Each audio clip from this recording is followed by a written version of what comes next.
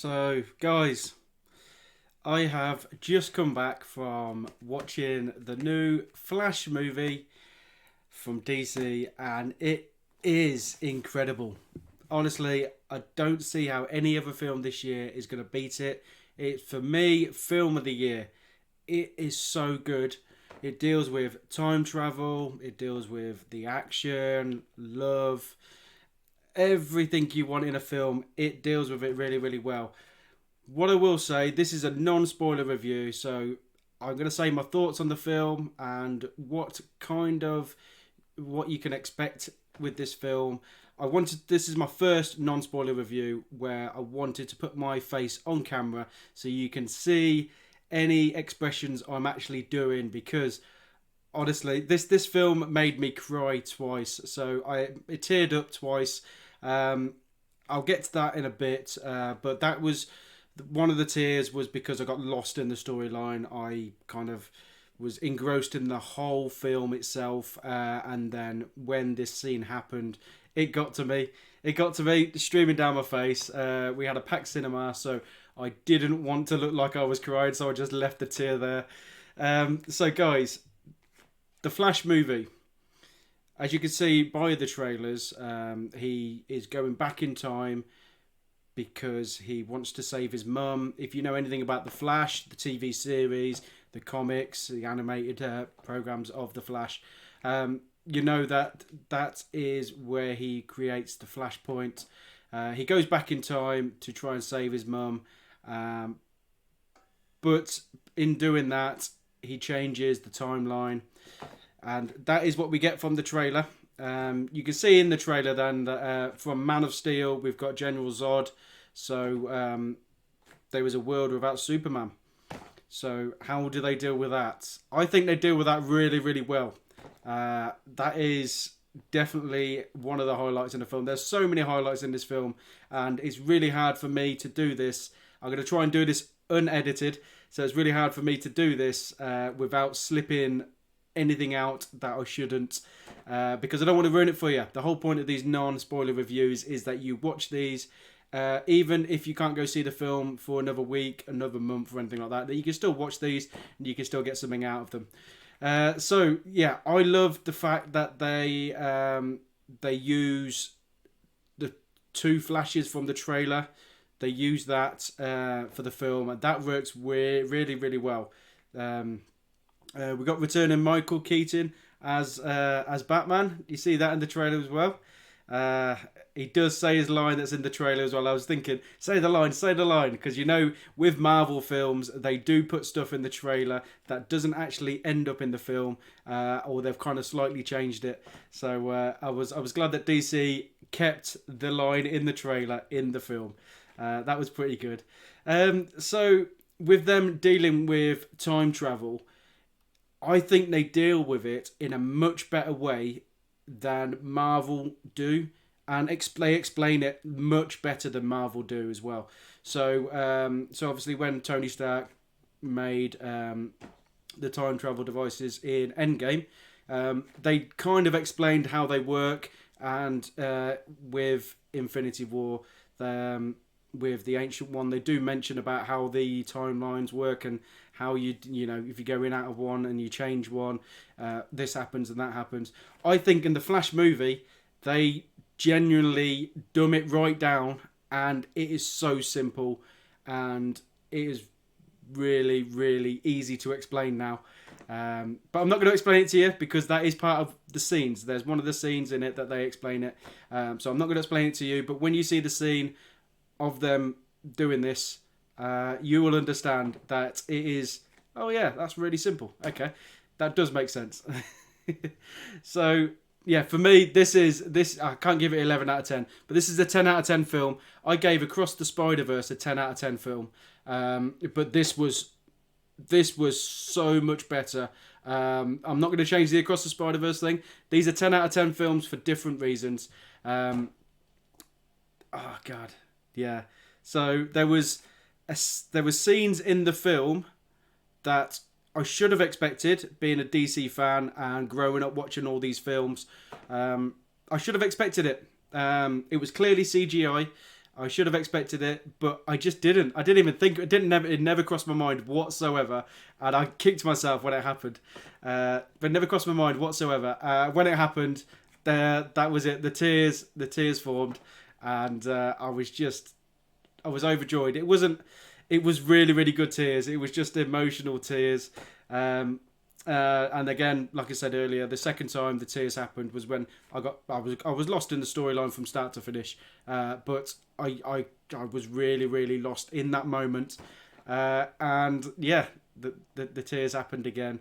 No other film has made me feel like this right now that I've felt before. We had I could just only liken them to Marvel films. So, spoilers if you haven't seen it. Spider-Man No Way Home, when we get to see the other Spider-Man, there was rumours for years about that, but nothing was ever confirmed. We didn't even get the trailers. So, when that happened, that got me going, because I was like, oh my god, this is my childhood. And then my adulthood, all just rolling into one right here. The other one, we'll say Marvel again. So Endgame, we had Captain America picking up Mjolnir. That was such an epic moment, and obviously the Tony Stark moment in Endgame as well.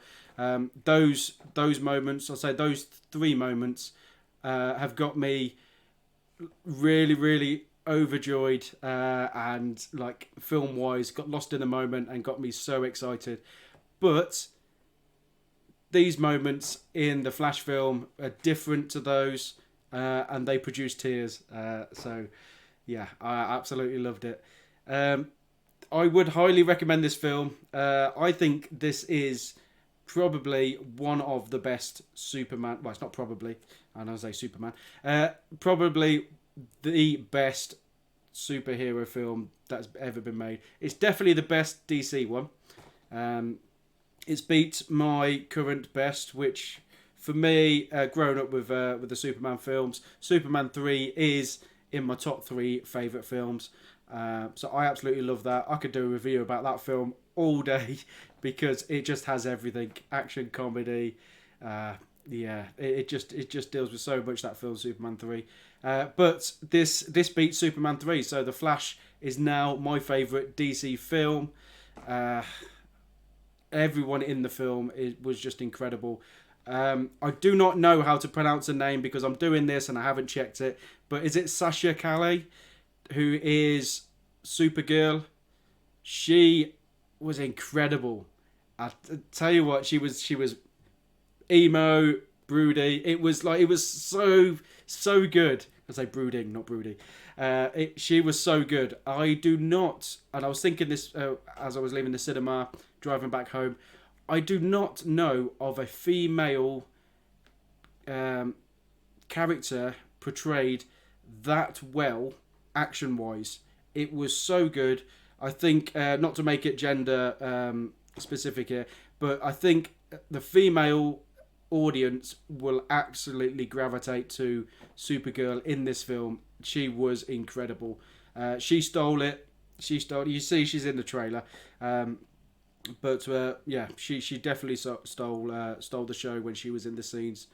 What else can I say that isn't really a spoiler? So there is a end credit scene. So there's no mid credit scene. It's actually at the very, very end of the credits. Definitely stay to the very end. There's only one end credit scene. The way the film ends, I think, is perfect. I think it's genuinely perfect. It is how I would end that film, if I'm honest with you. With James Gunn heading the DC film universe now. I think he's still calling it a DC EU. I think I was kind of wondering how they would end it and tie it in with other films, because this project was already ongoing before he became the head. So they've rendered it perfectly, I think. Surprise as well, so definitely let me know what you think of the ending of this film. But like I said, at the very end credits, so wait for all the credits to roll, there is another scene there. It got me thinking until something was said, and then I was like, oh, okay, yeah. So I had an idea of what they could have done, but they didn't do what I expected them to do on this end credit scene. But again, non-spoiler.